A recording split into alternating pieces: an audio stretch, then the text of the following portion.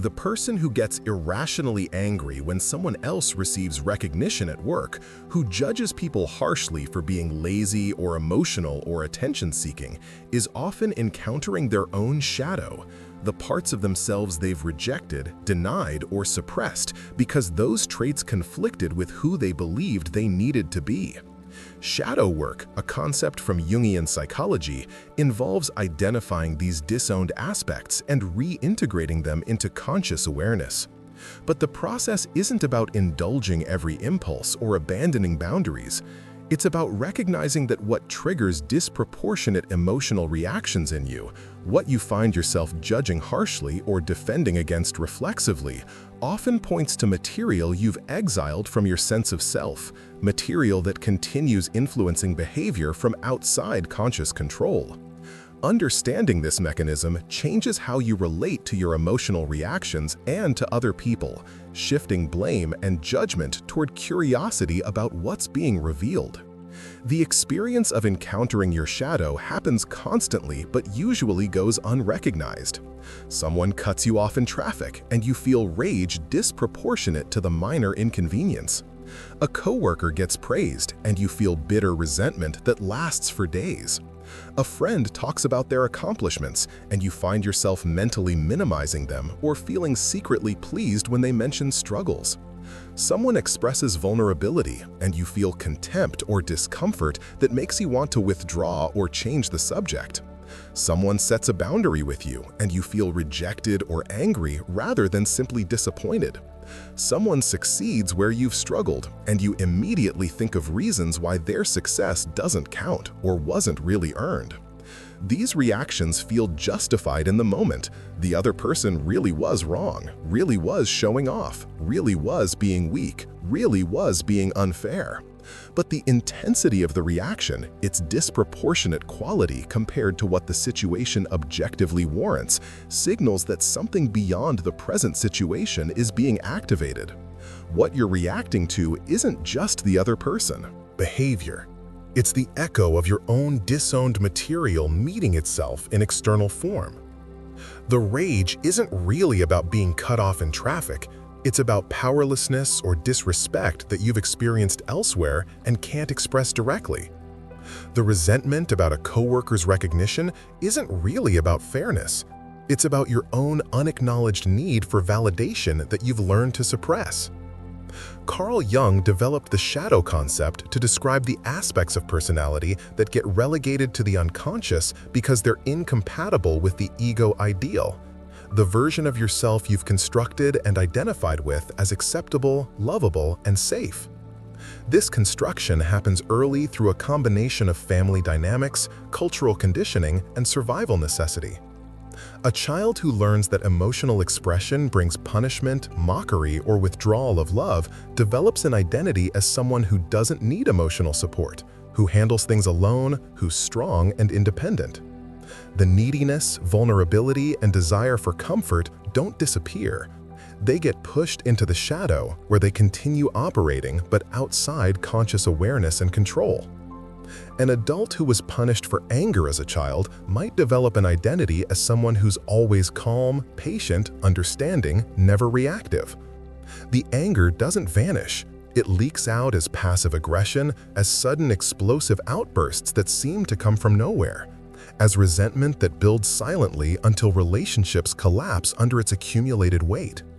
Someone raised to be selfless and accommodating, perhaps in a family where their needs were treated as burdensome or where a sibling's needs always took priority, exiles their selfishness and desire for recognition into shadow, then finds themselves unconsciously manipulating situations to get attention while maintaining the persona of someone who never needs anything from anyone.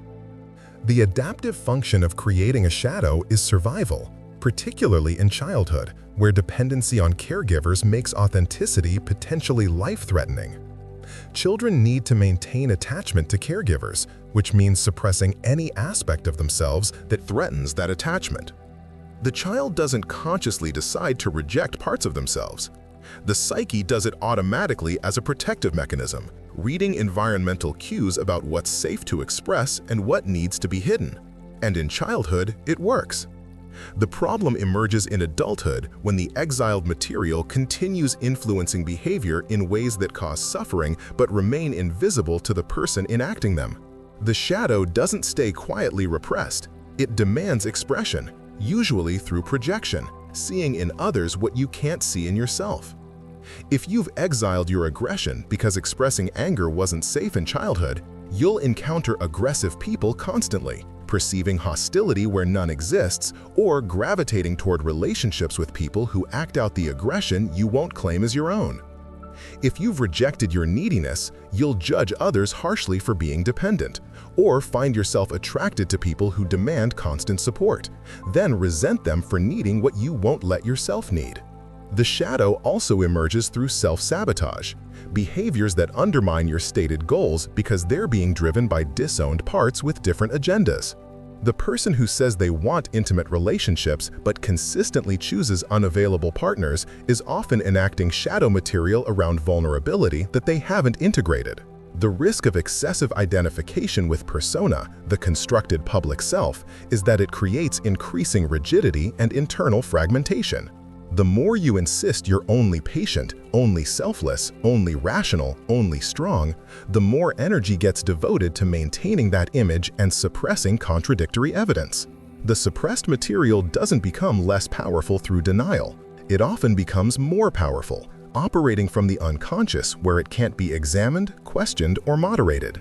Someone who's built an identity around being strong and independent might experience their disowned dependency through psychosomatic illness that forces them to accept care, or through sudden breakdowns where the neediness they've rejected for years erupts all at once in ways that overwhelm them and everyone around them. The person who's identified entirely with being good, moral, and altruistic might find their exiled selfishness emerging through ethical compromises they don't consciously acknowledge, through taking credit for others' work while telling themselves they deserve it, or through chronic exhaustion and resentment that poisons their relationships while they continue insisting they're fine. The more rigidly you identify with one pole of any quality, the more the opposite pole gets constellated in shadow, and the more it will leak out in ways you can't control. Shadow work begins with recognizing projection.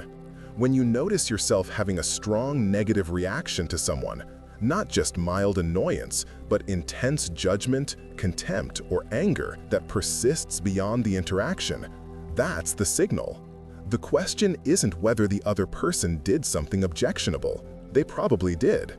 The question is whether your reaction is proportionate to what actually happened, and whether this is a pattern you've encountered before. If you find yourself repeatedly encountering people who exhibit the same trait you can't stand, if your emotional reaction to that trait is disproportionate to the actual harm it causes, if you think about it obsessively afterward, or tell multiple people about how wrong the other person was, that's shadow material. The practice is to ask what quality in the other person you're reacting to.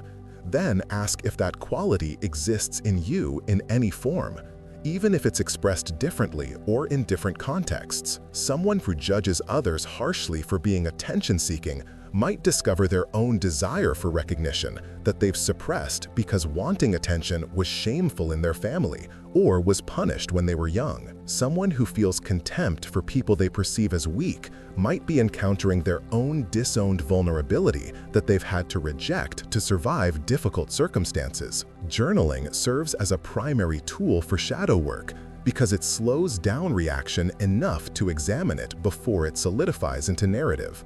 When you notice a strong emotional response, write about what happened and what you felt without censoring or making yourself look good.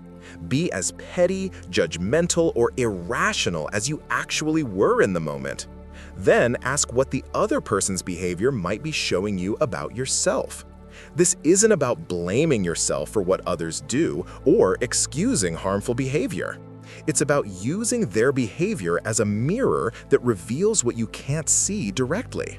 If someone's selfishness triggers you, explore your relationship with selfishness. When are you selfish? When do you want to be selfish but don't allow it? What would happen if you claimed more for yourself? What fear comes up when you imagine being perceived as selfish? The discomfort these questions create usually indicates proximity to shadow material. After identifying a possible shadow trait, the next step is imagining allowing it into your identity. What would change if you acknowledged you sometimes selfish, sometimes lazy, sometimes attention-seeking, sometimes manipulative? Usually, the fear is that admitting these qualities would make you a terrible person, or that you'd lose control and enact them constantly without restraint. But the opposite tends to happen. Disowned traits become problematic precisely because they're disowned, operating outside conscious awareness, where they can't be regulated. Once integrated, they become available for conscious regulation. You can choose when to be selfish, rather than either suppressing it entirely until you collapse from depletion or having it leak out in passive-aggressive ways that undermine relationships. Another practice involves imaginal dialogue with shadow aspects. In a quiet space where you won't be interrupted, visualize a representation of the trait you've been rejecting. If it's neediness, you might imagine your younger self who needed care that wasn't provided. If it's anger, you might imagine the rage you've suppressed sitting across from you, maybe as a figure or an energy or just a presence. Then have a conversation. Let the shadow part speak first. What does it want? What has it been trying to communicate through your reactions? What would it say if it could speak directly without your usual filter? Defenses censoring it? Listen without judgment or defense. The point isn't to believe everything that emerges is literally true. It's to give the disowned material a voice so it stops having to operate through symptoms like projection, psychosomatic illness, or relationship sabotage. After the dialogue, do something in the next 24 hours that honors that part. If your neediness spoke, maybe you ask someone for help with something small instead of insisting you can handle everything alone. If your anger spoke, maybe you express mild disagreement instead of automatically accommodating. If your laziness spoke, maybe you allow yourself rest without justifying it as earned through productivity. These actions don't have to be dramatic. They just need to signal to your psyche that the exiled material is being acknowledged rather than rejected. Working with boundaries reveals shadow material quickly because boundaries require acknowledging and expressing needs, limits, and preferences, exactly what many people have learned to suppress. Practice using short, non-apologetic boundary statements when you notice yourself about to accommodate something that crosses your limits or violates your preferences. Instead of elaborate justifications, try simple statements. That doesn't work for me. I'm not available then. I'd prefer not to. I need to think about that. Then notice what you feel afterward. Guilt? Fear of rejection? Anxiety about being perceived as difficult or selfish? Those feelings point to shadow material around selfhood and entitlement. Also notice how the other person responds.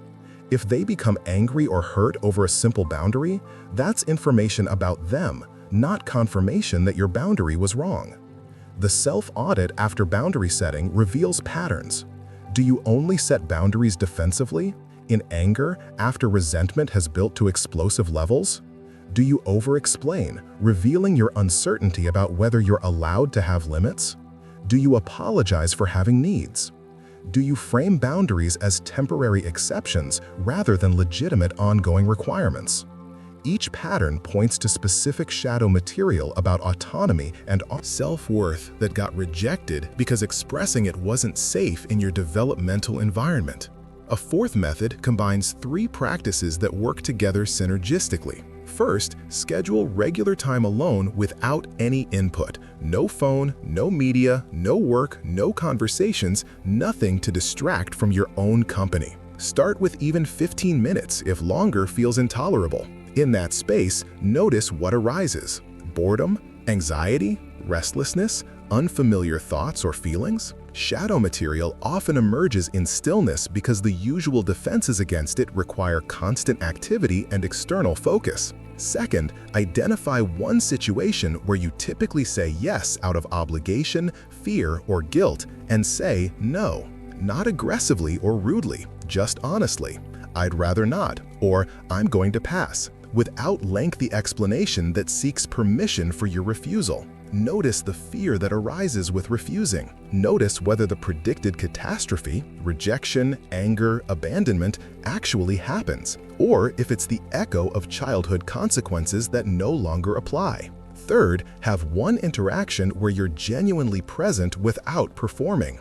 No entertaining, no managing the other person's emotions, no hiding behind roles or humor. Just brief, authentic contact where you're not trying to be impressive, likable, or helpful. These three practices work together because they interrupt the persona maintenance that keeps shadow material suppressed. Solitude creates space for disowned parts to surface without the constant distraction of external demands. Refusal builds capacity to tolerate others' displeasure without collapsing or immediately abandoning your boundary. Authentic contact demonstrates that you can be accepted without the mask, that being yourself doesn't automatically lead to rejection. Integration happens gradually as these practices accumulate over weeks and months. The goal isn't perfection or eliminating negative traits. It's developing conscious relationship with all aspects of yourself so that nothing operates entirely outside awareness. The shift is from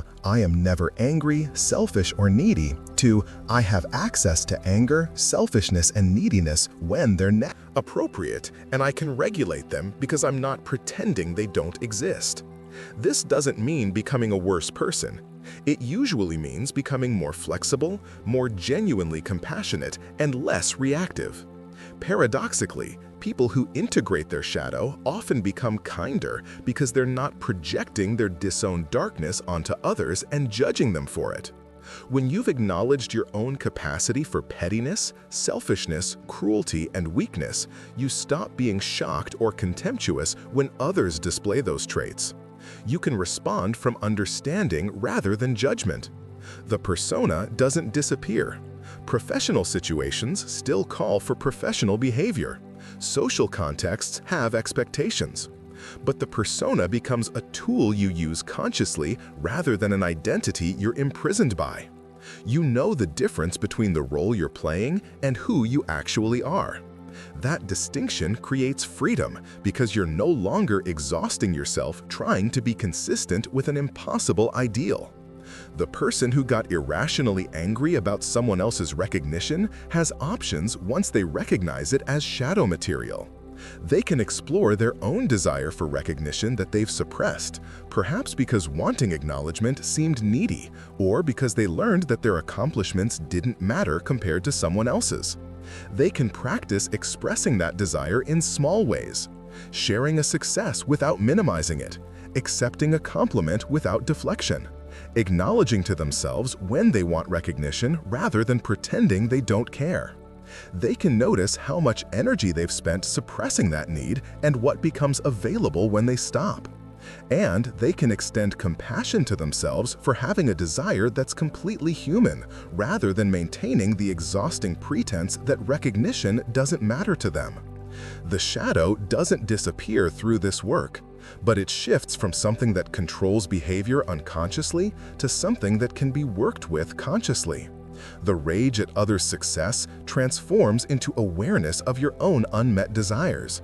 And from that awareness, actual choices become possible. Choices about how to pursue recognition in ways that serve you, rather than alternating between suppressing the need and resenting others for having what you won't let yourself want.